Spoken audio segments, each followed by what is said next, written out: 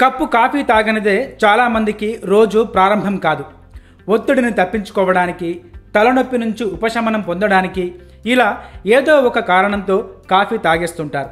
మరి అలా తాగే కాఫీ మన శరీరాన్ని ఎలా ప్రభావితం చేస్తుందో ఈ వీడియోలో తెలుసుకుందాం. కాఫీలో ఉండే కీలకమైన పదార్థం కెఫిన్. ఇది మానసిక ఔషధంలా పనిచేస్తుంది. కాఫీ తాగినప్పుడు ఇందులో ఉండే కెఫిన్ పేగుల ద్వారా రక్తంలో కలుస్తుంది. ఇది శరీరంలో ఉత్పత్తి అయ్యే అడెనోసిన్తో కలిసి శరీరాన్ని ఉత్తేజపరుస్తుంది. మెదడును ప్రేరేపిస్తూ ఆకలిని తగ్గిస్తుంది.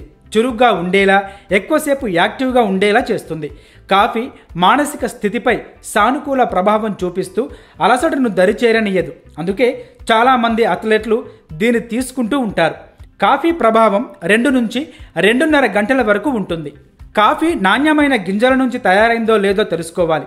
రసాయనాలతో కలిసిన కాఫీ గింజలను వాడటం వల్ల ఆరోగ్య సమస్యలు తలెత్తే అవకాశం ఉంటుంది. అయితే కొందరు రోజులో చాలాసార్లు కాఫీ తాగేస్తుంటారు. ఆరోగ్యంగా ఉన్న పెద్దవారు రోజుకి గరిష్టంగా 400 మిల్లీగ్రాములకు మించి కెఫిన్ తీసుకోకూడదు.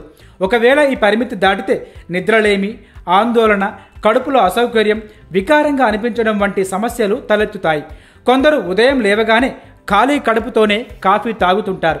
ఇలా చేయడం వల్ల కాఫీలోని యాసిడ్ కారకాలు ఆరోగ్యంపై ప్రతికూల ప్రభావం చూపుతాయని గుర్తుపెట్టుకోవాలి.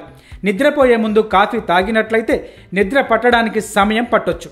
జీర్ణక్రియ, ఎసిడిటీ, యాంగ్జైటీ, డిప్రెషన్ వంటి సమస్యలు ఉన్నవారు, గర్భిణీలు కాఫీని తీసుకోకపోవడమే మంచిది.